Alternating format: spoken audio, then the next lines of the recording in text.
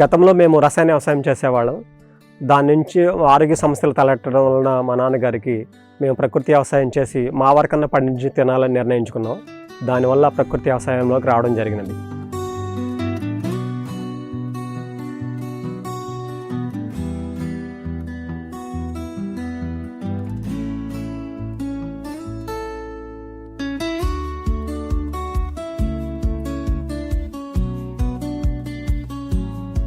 అందరికీ నమస్కారం అండి. నా పేరు నాగేంద్రనాథ్. మాది కృష్ణా జిల్లా మోపిదేవి మండలం మోపిదేవలంక గ్రామం అండి. ఈ ప్రకృతి వ్యవసాయం చాలా ఉన్నతమైనదండి. ప్రకృతి వ్యవసాయం చేయడానికి ప్రధానమైన కారణం మా నాన్నగారికి ఆరోగ్య సమస్య. ఆరోగ్య సమస్యలను ఎట్లా ఎదుర్కొనాలని ఆలోచన చేస్తున్నప్పుడు నాకు ప్రకృతి వ్యవసాయ సిబ్బంది అయినటువంటి నరసింహారావు గారు, రాంబాబు గారు మరియు వలీ సార్ ప్రకృతి వ్యవసాయం గురించి, వాటి విధానం గురించి నాకు తెలియచేయడం జరిగింది. సరే, ప్రకృతి వ్యవసాయం చేయడానికి ఏటీఎం ఏ గ్రేడ్ మోడల్ వేయడానికి నేను నిర్ణయించుకున్నాను.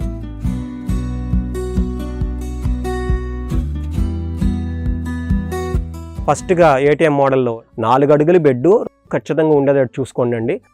నేను 20 రకాలు ఒక 20 సెంట్లోనే వేసుకోవడం జరిగింది. ఏ గ్రేడ్లో కూడా పసుపు, అరటి, కంద, తీగ జాతులు వేసుకోవడం జరిగింది. అంతేకాకుండా ముందు PMDS విధానం ఉపయోగించిన తర్వాత కూడా, విత్తన శుద్ధి చేసుకున్న తర్వాత కూడా మొక్కలను నాటాక మనం ద్రవజీవామృతాన్ని 15 రోజులకు ఒకసారి పారిస్తూ, నెల రోజులకు 2 నెలలకు ఒకసారి ఏదైనా ఘనజీవామృతం కొద్దిగా పొలంలో వేసుకుంటూ అద్భుతంగా పనిచేస్తాయి మన ప్రకృతి వ్యవసాయంలో.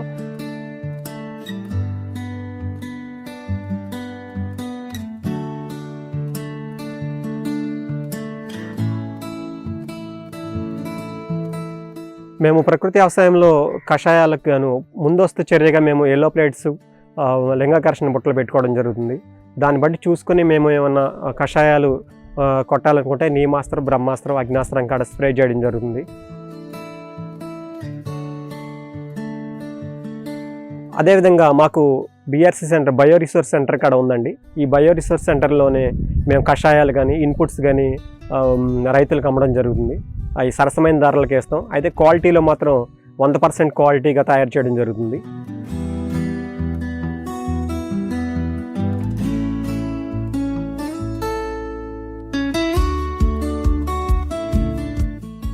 రైతులకి ముఖ్యంగా మా దగ్గర ఎల్లో స్టిక్కీస్ కానీ, బ్లూ స్టిక్కీస్ కానీ అవి రైతులు తీసుకెళ్ళడం జరుగుతుంది. నీమాస్త్రం, బ్రహ్మాస్త్రం, అగ్నాస్త్రం తీసుకెళ్తారండి పొలాలకి. అది తీసుకెళ్ళి మేమే దగ్గరుండి కొట్టించడం జరుగుతుంది. మా BRC నుంచి కూడా స్పేర్స్ వాళ్ళకి సప్లై చేయడం జరుగుతుంది. అదేవిధంగా రైతుల సమక్షంలోనే మేము కషాయాలన్నీ తయారు చేయడం జరుగుతుందండి. తయారు చేసిన కషాయాలు రైతులు తీసుకురావడం జరుగుతుంది. మాకు BRCకి సంబంధించిన అన్ని ఇన్పుట్స్ ఉన్నాయండి. గతంలో నేను ఏటీఎం మోడల్ వేసినప్పుడు, 20 రకాలు వేసినప్పుడు అందరూ పొలంలో నవ్వారు పక్కన ఉన్న రైతులు. ఇప్పుడు ప్రస్తుతం వాళ్ళే మన చేలోకి దిగి ఇంత బాగా హీల్డింగ్, ఇంత బాగా ప్రోడక్ట్ మీరు ఇది పెంచుతున్నారని చాలా ఆశ్చర్యం వేస్తుంది. ఓన్లీ కషాయాలతో మేము వేలాది రూపాయలు పెస్టిసైడ్స్కి, ఫెర్టిలైజర్స్కి ఉపయోగిస్తున్నాము. మీరు ఎటువంటి చిన్న చిన్న తక్కువ రేటు కషాయాలతో వీటితో మీరు ఇంత విజయం సాధిస్తున్నారని చాలా ఆనందంగా ఉంది. ఇది మాత్రం అద్భుతమేనని మెచ్చుకుంటున్నాం. చాలా ఆనందంగా ఉంది. వాళ్ళే మన దగ్గర ఎక్కువ రేటు పెట్టి కూరగాయలు తీసుకెళ్తుంటే చాలా అద్భుతం అనిపిస్తుంది.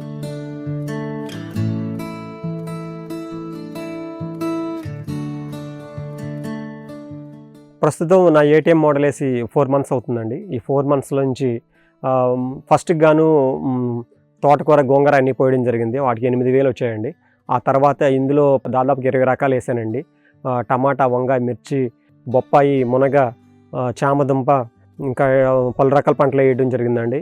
వీటికి గాను మొన్న టమాటాలు బాగా వచ్చాయండి మన దాంట్లో హీల్డింగు. బాక్స్ వచ్చి 1500, 1200 ఇక్కడ అమ్మడం జరిగింది.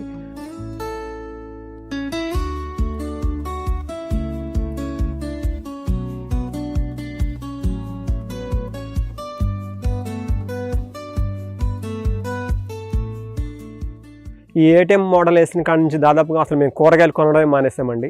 అందులో వచ్చిన ఉత్పత్తులు మాకు సరిపోతున్నాయి. అవి మిగిలిన ఉత్పత్తులు ఏవైతే ఉన్నాయో అవన్నీ మేము మార్కెట్ చేయడం జరుగుతుంది. మార్కెట్లో కాడ మాకు మంచి ధర అనేది వస్తుంది.